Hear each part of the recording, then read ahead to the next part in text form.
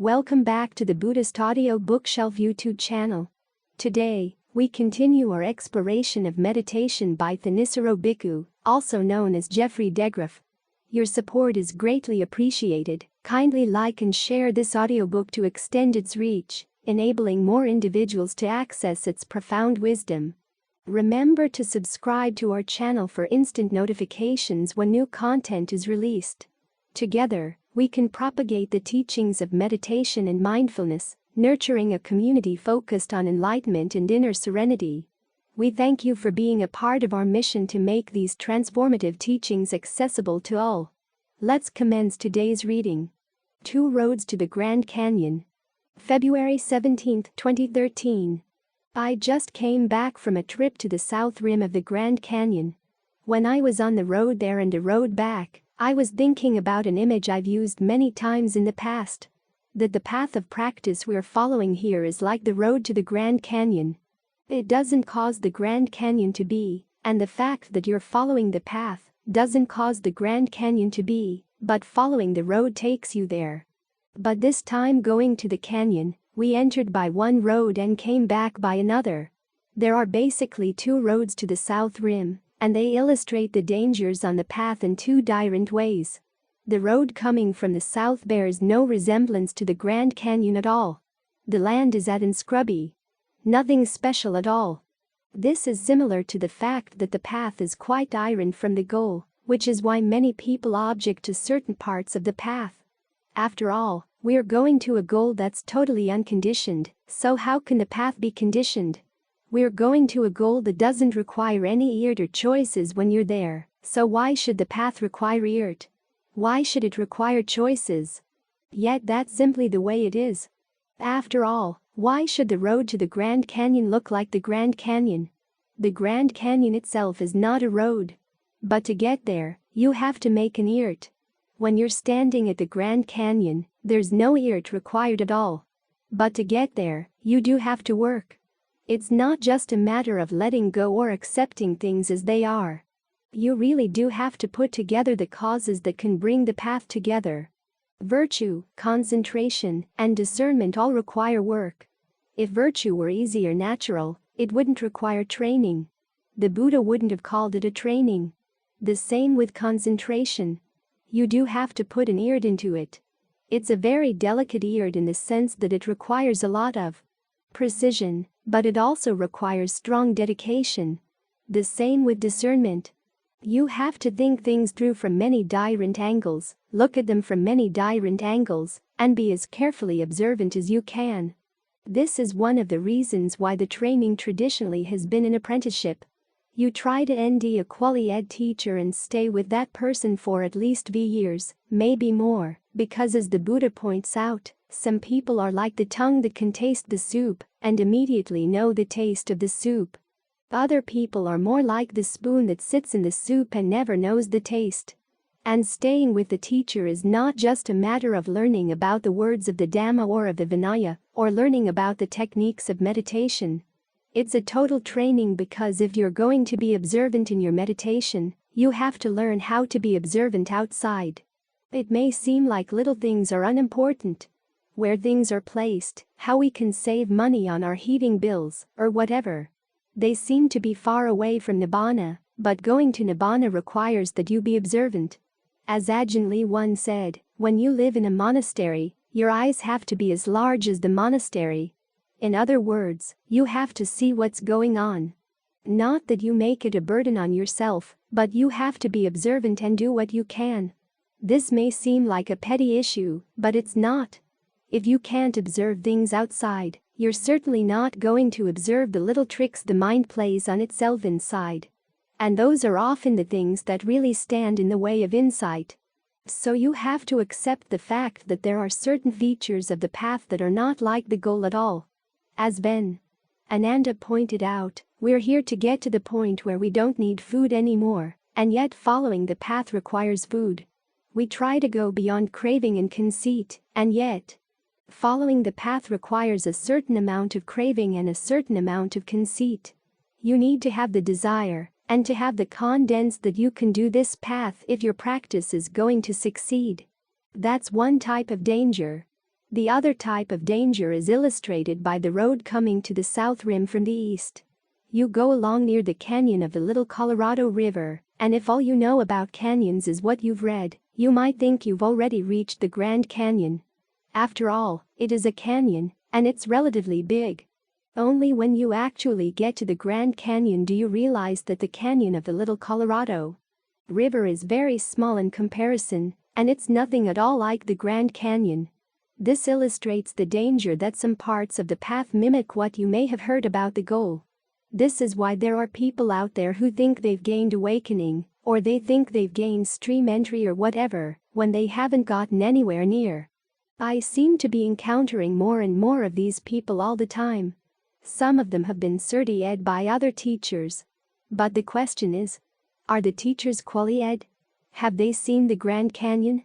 One of the worst things you can do to yourself in the practice is to assume that you've reached a noble attainment when you actually haven't, because that cuts out the possibility of genuine discernment arising. So you always have to be cautious. Feelings of oneness, feelings of light, and feelings of spaciousness. These things all come under the factors of concentration. A sudden opening up can be what's technically called a neurotic breakthrough. It's not a good term. It sounds like you're becoming neurotic, but actually, it's a breakthrough through a neurosis that you've been carrying around. You suddenly realize you don't have to carry it around anymore. There's a very strong sense of coming into the present moment, being freed of a lot of the narratives you carried around. But that, too, is just the canyon of the Little Colorado River. I've talked to people who say fairly nonchalantly that, oh yes, they've experienced the deathless, and it's no big deal. Actually, the deathless is a very big deal. But if you think that what you had was an experience of the deathless, that cuts out the possibility of any further progress. So you have to be careful about not overestimating your attainments. When something happens in the meditation, just put a little post-it note on it and realize it's just a post-it note. If you have no idea what it is, okay, put a question mark on it. Then watch it for a while and see what it does. Or if the idea that you've reached a certain attainment comes into the mind, notice how the mind reacts to that idea. If you can see any delayment in your reaction, you've come out ahead, you've learned an important lesson about the mind. So when you think about the path to the goal, think about those two roads to the Grand Canyon. They illustrate dire dangers on the path and important principles to keep in mind as you practice. This is a conditioned path. You do have to be read by a certain desire and a certain passion, because, after all, the path is fabricated. As the Buddha said, it's the highest of all fabricated phenomena, but it is a fabrication. All fabrications require desire, and they all involve eert. The discernment comes in figuring out how much eert is just right. This is one of the big lessons you learn as you practice concentration. How much pressure do you have to put on the concentration to maintain it, to keep your focus steady, to keep mindfulness continuous? And how much eert is actually getting in the way? In many ways, practicing concentration is like relaxing into a yoga pose. When you get into the pose, you feel a little stiff because of the patterns of tension going through the body. But as you stick with the pose, you begin to realize that you can relax this muscle. You can relax that muscle, and you actually get more comfortably into the pose. So as you sit here and meditate, you're relaxing into the pose of a still mind. As you see different layers of activity falling away or the potential that they could fall away and yet you can still maintain the concentration. That's one of the ways you'll gain discernment through the practice of concentration. These are some of the issues of the road coming in from the south. As for the road coming in from the east, always keep in mind, it doesn't really matter what name you put on things. The question always is, does that experience really put an end to sewering? You have to look again and again and again to see what levels of sewering remain, because we're not here for status. We're here to cure these really bad habits we have of creating stress and sewering for ourselves when we don't really have to. Insight from Jhana. September 17, 2012. We meditate so that we can put an end to the sewerings in our lives, and particularly to the unnecessary sewerings that the mind imposes on itself. And, as it turns out, those are the zurings that weigh down the mind. Without those zurings, there's no problem. So how does the meditation do this? We make the mind quiet so that we can see the mind in action. First, we develop a sense of well-being, a sense of ease, a sense of feeling at home in the present moment. This allows us to become more and more sensitive to what the mind is doing in the present moment. In fact, the process of getting the mind to settle down is like peeling away the layers of an onion. First you deal with the really blatant distractions, the blatant things that are irritating the mind. Thoughts about your work, thoughts about home, thoughts about what other people have said and done. All the direct hindrances, you want to clear those away. Once they're gone, the mind gets into concentration, but even then it's not fully settled down. You still need to use some directed thought and evaluation to, on the one hand, fend off any distractions, and on the other, to massage the object of your concentration, so it becomes more and more amenable. We think about the breath. We evaluate the breath.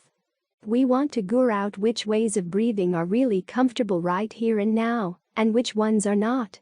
Then you maintain any ways of breathing that are comfortable, and you evaluate how you can expand that sense of comfort so that it LLS the whole body.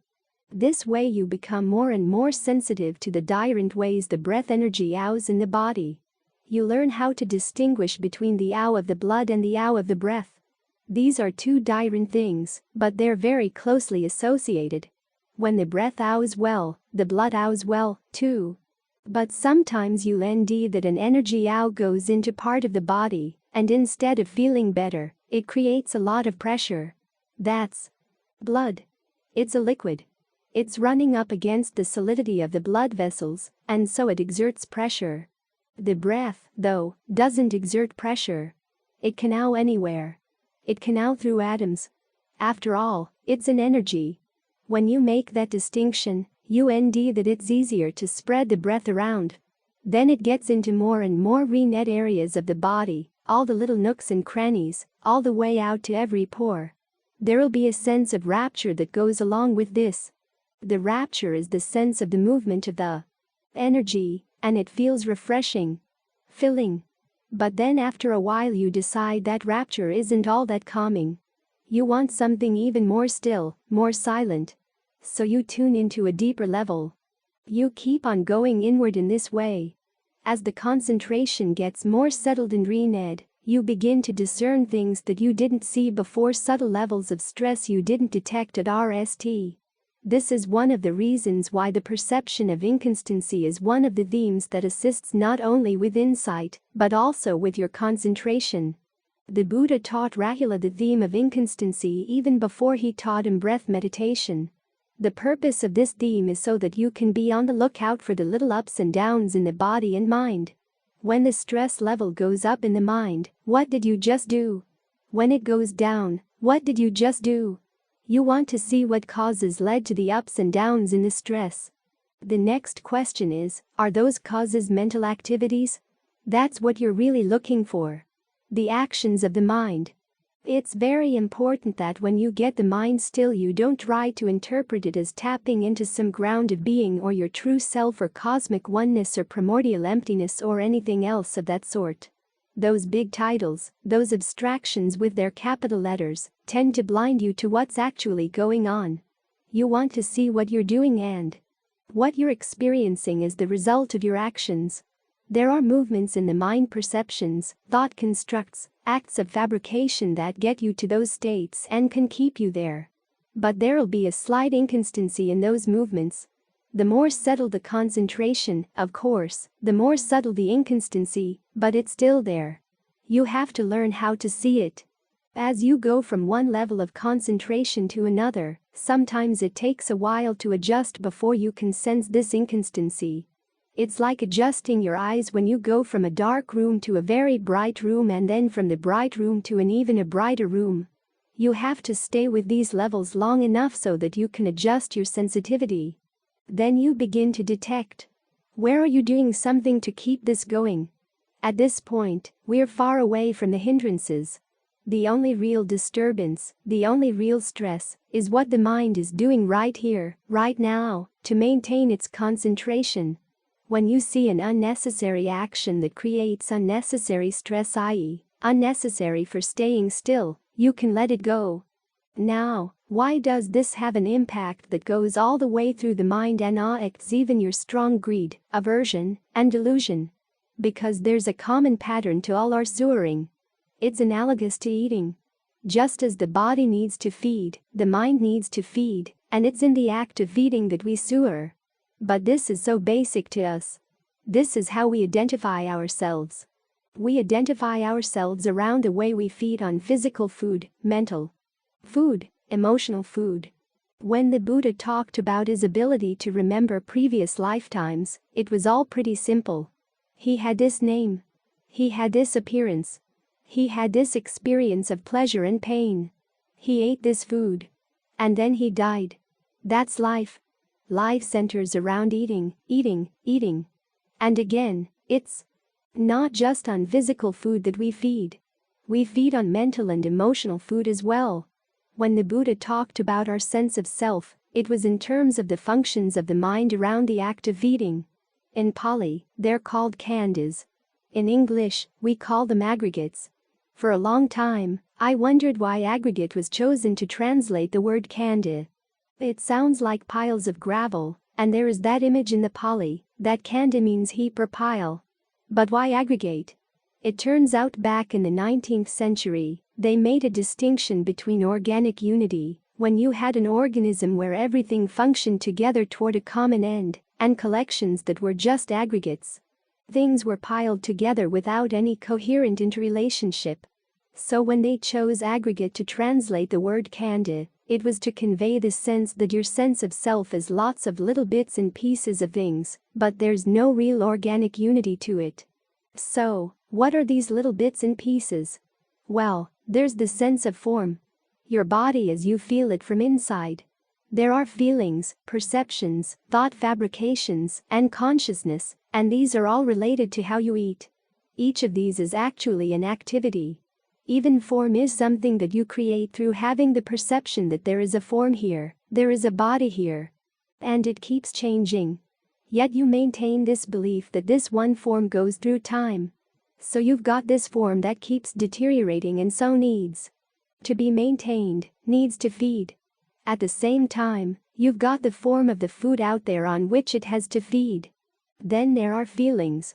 On the one hand, there's the painful feeling of hunger when you're lacking something. This applies not only to the body but also to the mind, as when you're hungry for companionship or hungry for praise. On the other hand, there's the pleasant feeling of fullness and satisfaction that comes when that hunger has been assuaged. The next aggregate is perception. 1. Perceiving the type of hunger you're feeling, and 2. Perceiving what's actually food out there that you can feed on to assuage that hunger. This is basically how we get to know the world as little children. We crawl around and what do we do when we ND something? We stick it in our mouths in the hopes that it might be food. Over time, we learn that marbles are not food. Little toys are not food. But bread is food. We have to hold in mind our perceptions as to what is and is not food that will or will not satisfy our hunger. Then there's fabrication. When you want some food, can you just take it as it is? No, you've got to work with it. You've got to figure out how to get it, and then, once you've got it, what you have to do with it, so that you can eat it. Some foods you can just stick in your mouth as they are. Others you've got to peel away the peel, or cook something that can't be eaten raw. This point applies especially with our emotional food. We have to work at relationships so that they satisfy our hunger. That's fabrication. Then there's consciousness, the awareness of all these activities. That, too, is part of the feeding process. So these are the things that go into feeding. They're also the things that make up our sense of who we are. Sometimes we identify with the feelings, sometimes with the perceptions, sometimes with different mixtures of these things. That's our sense of self. And where do we see this clearly and directly? We see it in the process of getting the mind into concentration. We've got our laboratory right here. We've got our test case right here. To get the mind still, you've got form, which is the breath coming in and out. This gives you your sense of the body as you feel it from within. Without the movement of the breath energy in the body, we wouldn't have a sense of form. Try it sometime. Get the mind really, really still, so still that you don't need to breathe. You'll end that your sense of form begins to disintegrate, into a little cloud of sensation dots or sensation droplets, like a mist. Then the sense of boundary or edge around the form gets very vague, cloud-like. You realize that the movement of the breath was what gave you a sense of the body's shape, where your arms were, where your legs were, and everything. But when that breath movement grows still, there's nothing to the perception of form, so you can drop it. So you've got the breath as form.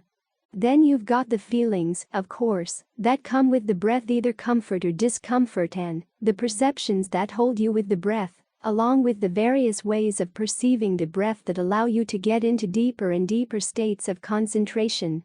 When you can drop the breath and go into a formless stage, you've got perceptions of innate space, innate consciousness, or nothingness.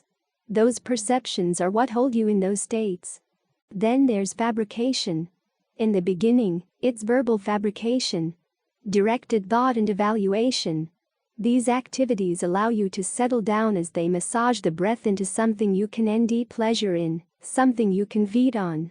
Then the fabrication gets more and more renewed. In the later stages of concentration, this kind of fabrication gets used again as you pull yourself slightly out of one particular state of concentration, so that you can analyze it from within. It's like having your hand in a glove. Either it's fully in or it's partially in. If you pull your hand out slightly, it can still be in the glove even though it's not snugly there.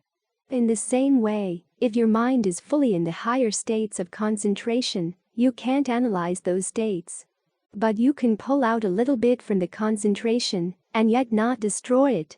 You're partly in and partly out. That's when you can analyze it to see where there's still some stress coming and going in that state, and what you're doing to cause it. This is all the work of fabrication, engaged in what's called appropriate attention. Comparing what you're doing to what you should be doing in terms of the duties of the Four Noble Truths. Then, of course, there's the consciousness of all these activities. So you've got all of the aggregates right here in a very pure form, very immediate form, so that you can observe right here, right now, as the mind is quiet, what the interactions are among them and how they create stress. What you've got to learn how to do is to get the mind really enamored with this practice, so that you can use it to pry away your hunger for other things. You've got your jhana as food. The Buddha talks about this many times. When you're well fed with this kind of food, you're not so hungry for things outside. You're not so hungry for sights, sounds, smells, tastes, tactile sensations, or for your thoughts and plans around the pleasures they can provide. That's when it's easier to see them, as he said in the sutta we chanted just now, as ennui. You realize that all the pleasures and pains you've gotten from them were ennui. Seeing this makes you less interested in them, and, as a result, your attachment to the concentration gets stronger. Now there's healthy attachment to concentration and pathological attachment.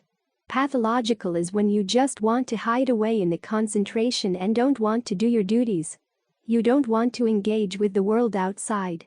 You don't want to engage with the questions you need to ask inside to get beyond soaring and stress. That's unhealthy. You have to realize that the problem is not with the world outside.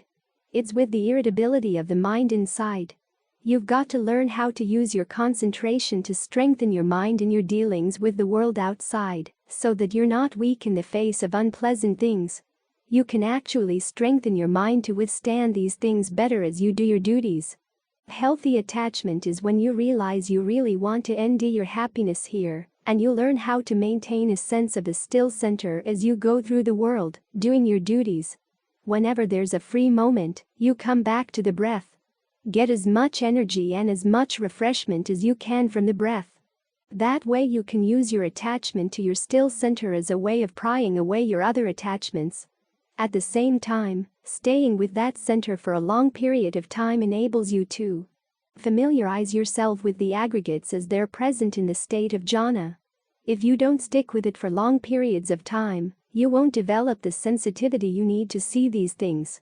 Ultimately, there comes a point when you begin to develop a sense of disenchantment even with the jhana. Again, the Pali word for disenchantment nibbida is related to the process of feeding.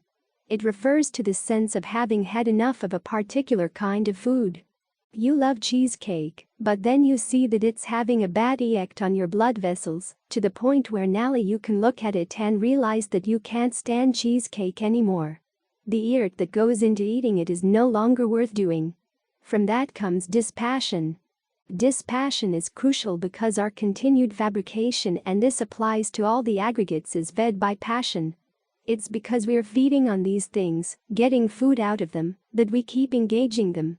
But when you realize that they themselves are not worth hanging on to, and the food they provide is not worth hanging on to, why bother? That's when the mind can let go. And because it has been letting go of other things, this act of letting go is special. If it's not, then you simply go into another level of concentration.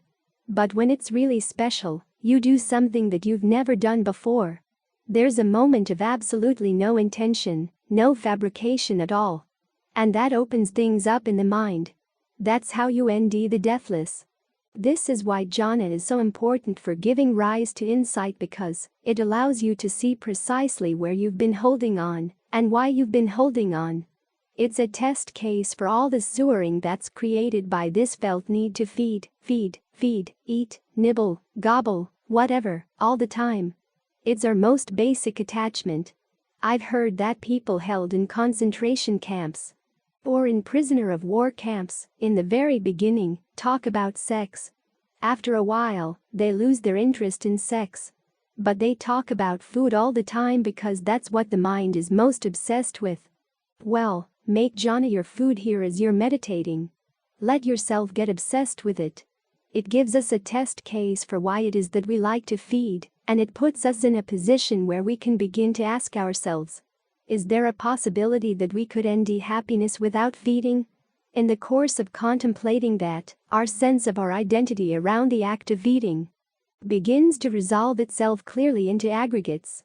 Our solid sense of self begins to dissolve away.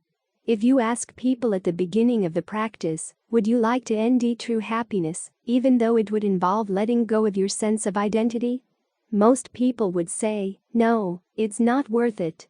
But as you approach the issue in this strategic way, getting yourself attached to the jhana, and then seeing what happens when you begin to regard your sense of self simply as an activity around the feeding, you end that you're less attached to it. You see that it really wasn't worth feeding on after all. That's how we take this whole mass of sewering apart. But the key element here is getting the mind to really settle down, so that it's really solid in the present moment and can see these things clearly. That's a part of the path you can't do without. The wisdom of incongruity. October 22, 2013. One of the lessons of meditation is seeing how disorderly and chaotic your mind can be. Stream of consciousness novels have nothing on the strange shifts and incongruous fragments that the mind can toss up. If you try to trace where your mind has been or the course of its inner conversations even over the course of the minutes, you end that it zigged and zagged all over the place. Of course, when we're getting the mind to settle down, we're trying to stop that. To get things focused. To get things centered. In the beginning, we actually have to use our ability to think around things from various angles to help get the mind settled in on the breath in a comfortable way. If the mind has a tendency to think, well, try to have it think about the breath. Think about evaluating how comfortable it is, where you feel it, where it feels good, where it doesn't feel good. Give the mind some work to do. As long as it wants to work, wants to think, give it something good to think about that's related to the breath. That way it can gradually zero in on the breath. That's one of the uses of our ability to shift contexts. To be in one story and all of a sudden go through a modulation and end yourself in a totally different story, a different world. This ability is also useful for insight. If we didn't have this ability, if everything in the mind were perfectly consistent, we would go mad. When you think about people who try to develop a system that explains all of reality where everything is consistent and everything ts very neatly in its own proper place, you realize that they're crazy. Our minds are more like a bag full of bits and pieces. Some of the bits and pieces are large fragments, and others are just tiny little ones. As we move from one state of becoming to another, what makes sense in one state of becoming is not going to make sense in another. And when we meditate, we learn how to use that. For instance, with the contemplation of the body, we tend to think about certain aspects of our body in certain contexts, and in other contexts, we banish those aspects from our thoughts. One way of developing a sense of dispassion for the body is to think about putting your body in different contexts. Like Ajahn Singh Thung's question, would you want to swim in a vat full of saliva? No, of course not. And yet you're swallowing it every day. What you're willing to swallow, what you're willing to swim in. Those are two different things. Or would you be willing to take a bath in a bathtub of blood? No. And yet you've got it coursing through your veins all the time. In other words, step back and put the different parts of the body in a different context, and you begin to see how alien they can be. The same with other things going on in the mind. Step out of your normal context. When you've got a story going on about someone doing this to you or doing that to you, try to get out of the story and look at it from another perspective entirely. I was reading an interview with John McPhee recently. He had written an enormous tome on geology, and part of it had included a long section on geological time. After it came out, he got letters from many cancer patients saying how that section had really put their minds at peace. When you think about, say, dying at age 30, when your friends are going to live to be 70 or 80, if you think in the normal human time frame, dying at 30 seems to be a real tragedy. But if you think in geological time, where they measure things in millions of years, in fact, the smallest unit is 1,000,000 years, the fact that your life is 30 years rather than 70 doesn't seem so bad. Just the shift of context can make a huge difference in how you perceive things. So when you find yourself angry at someone, or you find yourself attracted to someone, try to shift the context. Look at the situation from a different angle. Bring a different set of perceptions. If you perceive someone's words coming right at you, try holding the perception that they're going past you. The reason they seem to be coming into you is that you've got an internal vacuum cleaner that sucks up all the dirt and brings it inside. So turn on the vacuum cleaner. Then you realize you're not the victim of that person's words. They're just sounds that go past. You're actually the victim of your own tendency to bring those words in and use them to stab yourself again and again, both right there at the moment when it's happening and then again later. This is one of the reasons the Buddha uses so many analogies, so many vivid analogies, like the one of the bandit sawing away your limbs. He says that if you hold that image in mind, realizing that even in a situation like that you've got to have goodwill for the bandits, then you look at the words that people use to hit you and they seem a lot easier to take. At least they're not sawing away your limbs. Another useful image is of the horse that needs to have the whip dig down to its bone before it's willing to obey. Are you that kind of meditator? If you are, do you want to keep on being that kind of meditator? Or can you see the wisdom of being more willing to listen to the Dhamma before things really dig into your bones? Learn how to think about things in terms of these analogies instead of your normal ones, and they'll give you a new perspective. The ability to step out of your thought worlds will save you from getting pulled into all the dilemmas that created those thought worlds to begin with, that picked and chose and decided that this detail you're going to focus on and that other detail you're going to ignore. You have to remember that all of our dilemmas are based on a partial way of looking at things. They have big blind spots. So what you've got to do is to turn the light on those blind spots and remind yourself that there must be another way to look at this. Ajahn Lee recommends a good way of making sure that you don't fall for your insights.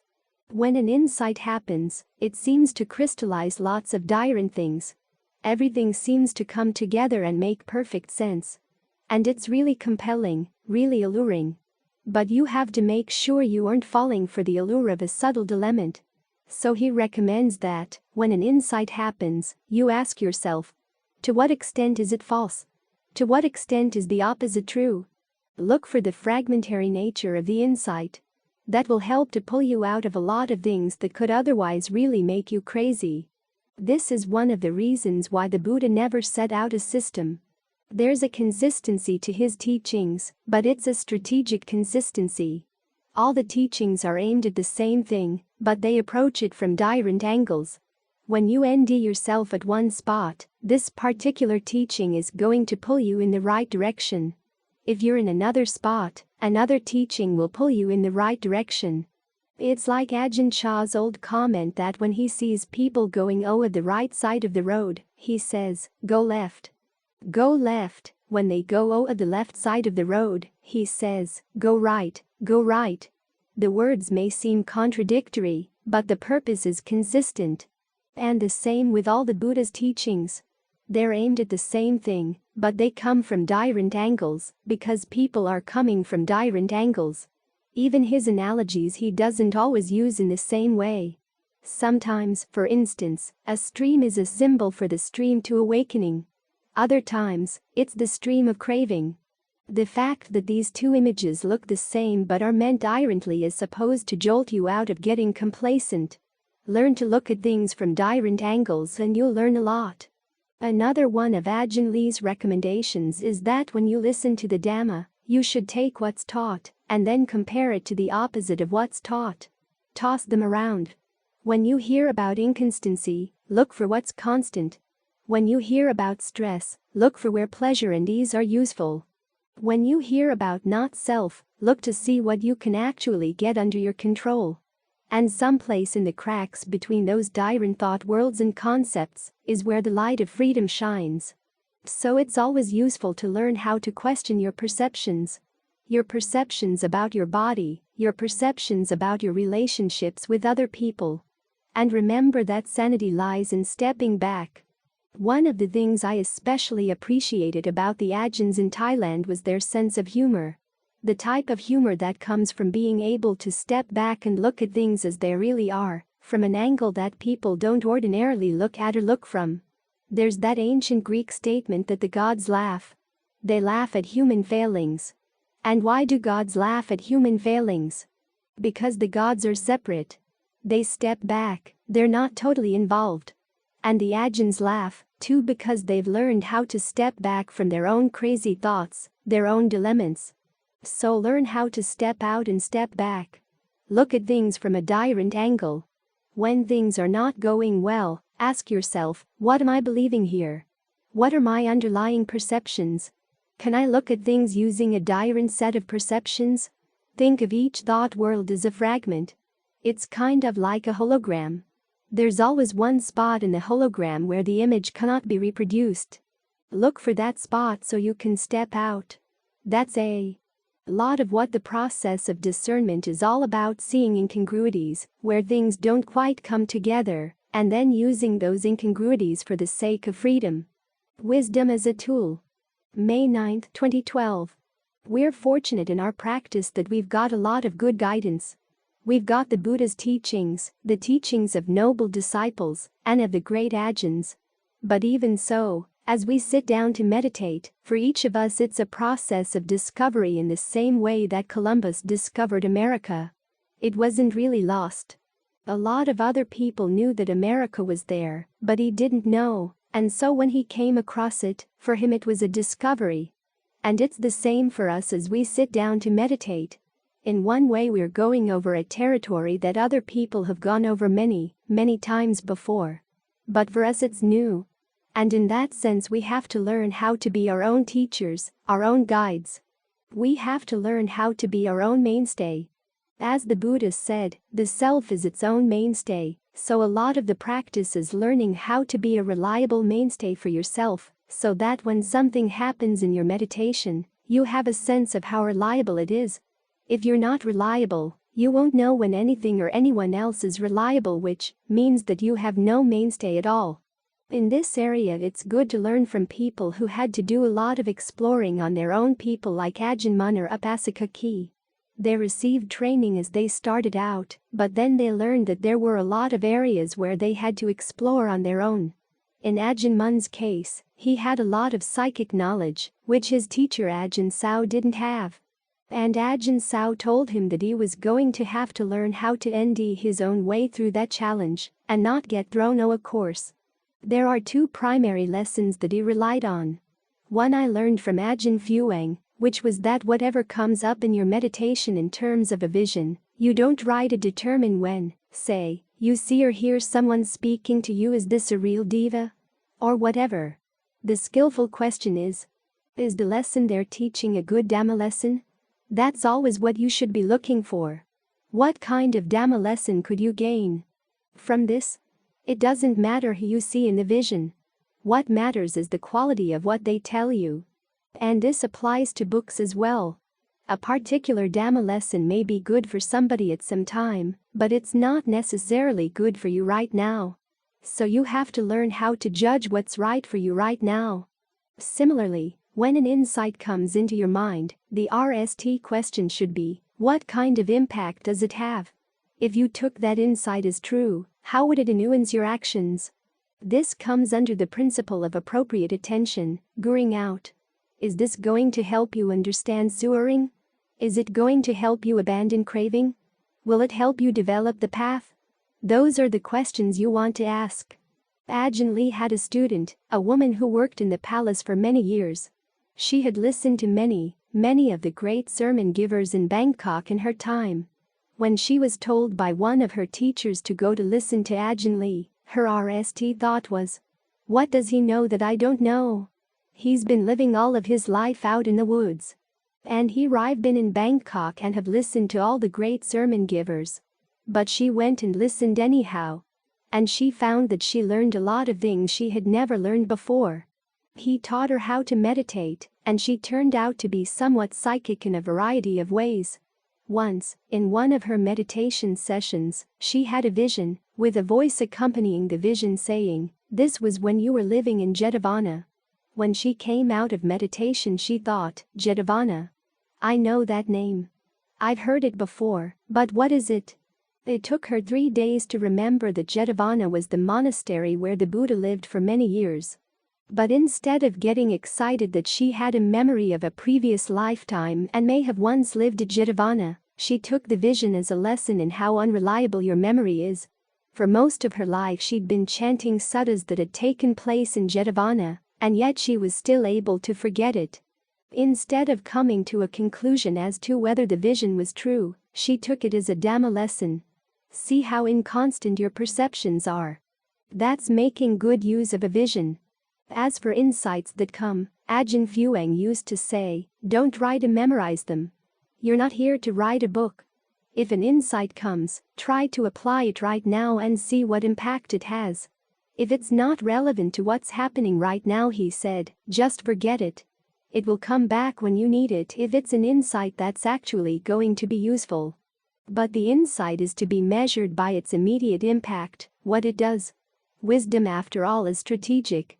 So ask yourself, how would you take that insight and use it as a strategy? Ajahn Lee had a useful piece of advice for making sure that insights don't get you carried away. He said, if you gain an insight, ask yourself to what extent the opposite is true. Look at things with 2 eyes, and not just one. If you take an insight that's true only in some cases, and try to apply it everywhere, you've abandoned your sense of judgment. You've lost your sense of time and place. Remember that only the 4 noble truths are true everywhere, so use wisdom in how you interpret the limits of the insights you've gained. Ajahn Mun had another piece of advice, which you can read about in Ajahn Mahabua's account of Ajahn Mun's passing away. Ajahn Mahabua was feeling really abandoned after Ajahn Mun's death, and then he remembered a piece of advice that Ajahn Mun had given him many times. When something comes up in your meditation that you're not sure about, just watch it. Stay with a sense of the knower, or just bare awareness. Don't jump to any conclusions. Just watch to see where it goes, and that way you come out safe. Again, it's a lesson in not jumping to conclusions. As for Upasika Ki, one of her favorite pieces of advice was to remember that there are many layers in your mind. Just because you gain an insight in one layer doesn't mean that all your work is done. You have to watch for what happens next. In other words, when you let go of something, what comes up in its place? Is there any pride? If there is, see if you can let go of that. If you let any pride or conceit build up around an attainment or an insight, you've blinded yourself. So as soon as something comes up that seems important, watch what happens next in the mind. You notice that all these pieces of advice teach you to be very careful about causality, learning to see all things, even your most profound insights, simply as part of a causal process. What happens after the insight? What can the insight be used for? If you're not sure if it's reliable, step back. Don't get involved. Keep watching, watching, watching. We're here in the present moment not because it's a great place to be. We're here because it's one of the best places to watch things as they unfold, before we slap labels on them, such as this is me or this is mine, or somebody else's or this is a great insight. Before you start conjuring up all the processes of becoming around them, learn to see things as events, as they come, as they go, as they give rise to other events particularly, so that you can see where you're adding any unnecessary sewering, to see what your intentions are doing, what your attention is doing, how you pay attention to things. Is it helping you to alleviate sewering? Or is it going to add any more on? We're not just accepting things. We actually have to pass judgment. And you need some guidance in how to pass judgment. This is one of the reasons why we develop mindfulness and concentration. We're trying to develop the mind that the Buddha said is like earth or like re. It doesn't shrink back from disgusting things and doesn't get excited about pleasant things. It's a mind willing to watch patiently. You want the sense of patience that allows you to see things all the way from cause to effect. And then after the effect, what's the effect after that? And what's the effect after that? Keep watching so that you can start seeing through all the layers in the mind. After all, we're not here just to be in the present moment. We're here to dig down into the present moment. The Buddha's teachings on karma contain a riddle. Our experiences depend to some extent on the past, but we also have this ability to choose in the present moment. We have a certain amount of freedom in our choices. But what is that freedom? Why is it there? How can we make the most use of it? That's where you want to look, so that you can peel away the various layers and go through the present moment into something that really is deathless. When the Buddha talked about the deathless, he wasn't talking just in metaphorical terms. There's a dimension that doesn't die. Anything that's in space and time is going to die at some point. Even stars die. Here I'm not talking about movie stars, I'm talking about stars up in the sky. Galaxies get sucked into black holes, and who knows what happens to black holes. But there is a deathless dimension, that's something you can touch in the mind that's not subject to any of that change. It's not in the present, in the sense of being in time. Sometimes people talk as if the present were somehow out of time. Actually, the present moment is very much in time. But when you dig down into the present, you end something that's outside of that dimension. So you have to remember that your insights are tools for doing that digging. We're here not to gather up insights that we can take home and put in a scrapbook. Wisdom is not the aim of the practice. Wisdom is one of the tools of the path. And a large part of that wisdom lies in learning how to use your tools properly. Learn how to make yourself a reliable mainstay so that you can judge, when something happens, whether it's useful or not. Keep these lessons in mind, so that whatever comes up doesn't pull you out of the path. You learn how to govern your own practice, evaluate your own discoveries. After all, when you come right down to it, even if you had the Buddha sitting here right in front of you telling you what to do, you would still have to decide whether he was reliable or not. You'd have to gurr out what he was saying, how it applied. So despite all the help we have, we need to keep coming back to ourselves. This is one of the reasons why the Buddha said, "Let someone come who is observant and honest, who is no deceiver, and I will teach that person the Dhamma." Basically, when he says that, he's telling you to look within yourself for what you're going to need in order to learn the Dhamma. You have to be observant and you have to be no deceiver. You have to be honest with yourself. The Buddha gives you lessons in how to develop those qualities, but you're the one who has to apply the lessons. You're the one who has to judge the results. Did you apply them well? If you have a teacher living nearby, the teacher can help, looking from the outside, noticing if you're carrying around any obvious blind spots. But even then you have to be the responsible one. And the good news is that you can. Just learn how to do it well. The true Dhamma has disappeared. November 29, 2014. The Dhamma is the truth is something that's always in the world. In one of the suttas that we chant, the Buddha says that whether Tathagatas arise or don't arise, there are truths that are always true across the board. All fabrications are inconstant, all fabrications are stressful, all Dhammas are not self. Those things are always true. But teachings about the Dhamma are not always here. As the Buddha foresaw, his teachings would disappear. He called it the disappearance of the Saddhamma, the disappearance of the true Dhamma. He knew that it would have to happen, just as it happened to the true Dhamma taught by all the Buddhas of the past. What's interesting is how he denounced the disappearance of the true Dhamma. He says that when counterfeit Dhamma appears, the true Dhamma disappears, in the same way that when counterfeit money appears, true money disappears. Think about that for a minute. The simple existence of counterfeit money doesn't mean that there's no true money out there. It simply means that you've got to be very careful. You can't blindly trust your money anymore. You can't just take it out of your pocket and use it to buy things. You have to examine it carefully. And you can't accept money from just anybody. You've got to test it. The same is true when counterfeit Dhamma appears. Think about what it was like when the Buddha was awakened and there were arhants all over northern India. You could listen to their Dhamma and trust it. There are suttas in the canon where a person asks a series of questions of one of the Buddha's disciples, and then goes to the Buddha, asks the same questions, and gets precisely the same answers. That's what it was like when the true Dhamma had not yet disappeared. The Dhamma was always consistent. Now, though, there are so many contradictory versions of the Dhamma available that the true Dhamma has obviously disappeared. In fact, it disappeared a long time ago when other versions of the Dhamma appeared in India, in particular, the teaching that phenomena don't really arise or pass away, that their arising and passing away is just an illusion.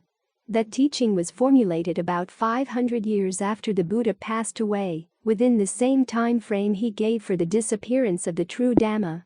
Since that time, many more contradictory versions of the Dhamma have appeared, to the point where teachings that contradict one another are a major hallmark of Buddhism in the popular mind. You may remember the story from the canon of the blind man and the elephant. Originally, it was used to describe sectarians of other religions and the fact that their grasp of the Dhamma was very partial at best. One blind man feels the elephant's trunk and says that the elephant's like a hose. Another one feels the tail and says, the elephant's like a broom. Then they GHT over whether the elephant's like a hose or a broom. Well, in the Chinese version of this story, the blind men represent not sectarians of other religions, but Buddhist teachers. Everyone's take on the Dhamma, whether they're Buddhist or not, is, according to this version, partial. That's what happens when true Dhamma disappears. Every version of the Dhamma gets regarded as counterfeit. When people get used to counterfeit Dhamma, then even when they encounter true Dhamma, it sounds counterfeit to them. But from the Buddha's perspective, even when counterfeit Dhamma has arisen, there are still some versions of the Dhamma that are true. You simply have to learn how to recognize what's true and what's counterfeit, and watch out for any counterfeit that comes your way. And you have to be especially insistent in drawing a line between what's true and what's not. We can't simply say, well, let's all agree that everybody's Dhamma is okay. That way we can get along without arguing. That would be like saying that all money, whether true or counterfeit, is equal. But it's not. If the money's counterfeit and you take it back to the treasury, they won't accept it. If you practice counterfeit Dhamma, you won't get to the end of sewering. It simply won't work. It's like Ajahn Chah's simile of salt and sand. We could get people to agree that sand is salt, and for the purposes of discussion, sand would then be salt. But you couldn't use the sand to make your food salty. Agreeing that something is something else may help us get along, but it doesn't make it act like something else. Our agreeing on something doesn't make it true. So you've got to be really careful. In some cases, counterfeit Dhamma is pretty obviously counterfeit. I was recently reading someone saying that the Buddha was so down on sex and lust because he had spent too much time with his austerities. Now, back in the days of the Buddha, that opinion would have been laughed out of the Sangha.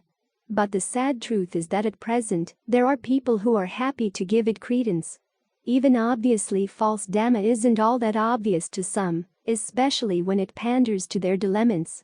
There's a story about a novice staying out in the woods, and a Prince Jayasana, comes along, walking for exercise in the morning. The prince says to the novice, "I'd like to ask you a question." Now, this novice apparently had already had some experience dealing with Prince Jayasana, because he responds, "I'd rather not answer your question, because you wouldn't understand the answer." And the prince says, "Well, I might." So the novice says, "Okay, I'll answer your question, but don't argue, okay?" The prince says, "Okay. The question is this. I understand that there are monks who have overcome sensual desire. Is this true?" And the novice says, "Yes, it is." And the prince says, "That's not possible," and walks away. The novice then goes and reports his conversation to the Buddha, and the Buddha says, "You fool. You can't teach that teaching to the prince. There's no way he's going to understand it. He's too blind." In other words, back in that day, people understood what blindness was. Nowadays they don't. They take their blindness and advertise it as a perceptive insight. That's a relatively obvious case. A lot of other cases, though, are not quite so obvious. This means that as you listen to the Dhamma or look for a teacher, you have to be extra careful, and especially careful about your motivation for choosing one version of the Dhamma over another. Don't go for something just because it makes you feel good. Remember the two qualities that the Buddha looked for in a student. The first is that you be really honest, and particularly honest about your own failings and weaknesses. The second is that you be observant. You watch things carefully. Try to look for the telltale signs that show what's true Dhamma and what's not, both in other people and in yourself, but primarily in yourself, because that's where it's easiest to be fooled. If you aren't honest and observant about yourself, it's going to be hard to be honest and observant about other people. Your own blind spots will help you miss the blind spots in other people as well. So you have to be extra careful as you practice. I know in my own case, studying with Ajahn Fuang, I thought that by the time I started studying with him, I had pretty much already tamed my own pride. But he found instances of my pride that I hadn't seen and dug them out to show to me. That was a real gift. I didn't like seeing those things, I didn't like having them pointed out, but I learned and been TED from the experience. He had another student, someone who was really nice, very polite, extremely helpful to other people, but deep down inside she believed that she was a non-returner. Now, Ajahn Fuang tried to get the message through to her in all kinds of ways that she wasn't, but she just blocked out his message. Something inside of her wanted to hold on to that so earnestly that she refused to hear the blatant messages he was sending her way. There was something inside her that wasn't quite observant, quite honest. And so she never learned the lesson. So, now that the true Dhamma's disappeared in the Buddha's sense, we have to be very careful when we look for it. We have to test it as much as we can, test ourselves as much as we can. The teachings on mindfulness, the teachings on concentration and discernment, they're all there to make you a more reliable observer of what's going on in yourself, so that you can see cause and effect, so that you can see those truths of inconstancy, stress, and not self, and use them as tools. When you get the mind really still and you think that everything is totally still and there's nothing going on in there, watch, look, be very careful, be very discerning. You think you've gone beyond time and space? Well, look around. Is there any inconsistency in that state of mind? Any little blips here or there? If there's a blip, what goes along with the blip? That's inconsistency. It's telling you that there's something shy going on in here. Look for the cause. If there's any rise or fall in the level of stress, something's going on. It may be quick, it may be subtle, and as I've said, you've got to be extra careful in this time, now that the true Dhamma has disappeared. In other words, it's not obviously everywhere. You have to be very selective. So try to develop your honesty and your powers of observation. Try to develop your mindfulness, alertness, your ardency. The quality that says, in Ajahn Mun's words, I don't want to come back and be the laughingstock of the dilemmas ever again. Greed, aversion, delusion, pride. These things have been laughing at us for a long time. And over the centuries, they've managed to create a lot of counterfeit Dhamma to make it even harder for us to ferret things out, to recognize them for what they are. So, this throws you back on your own honesty and integrity. You've got to be really selective, very discerning. Develop the qualities that can make you selective and discerning. And that will allow you to ND the true Dhamma that's still there. In harmony with the Buddha's guidance, we stress the immense importance of sharing wisdom expansively. Presently, we've transformed this extensive 1,000-page work into a readily accessible audio format. The duty to advance this noble cause now lies with you. Through your subscriptions, likes, and the sharing of our content, you play a central role in the widespread dissemination of these teachings, benefiting numerous others. Let's continue the timeless tradition of knowledge sharing and the cultivation of mindfulness for the greater good of humanity. We extend an invitation for you to join us in this endeavor, and together, we can bring profound positive change to the lives of many.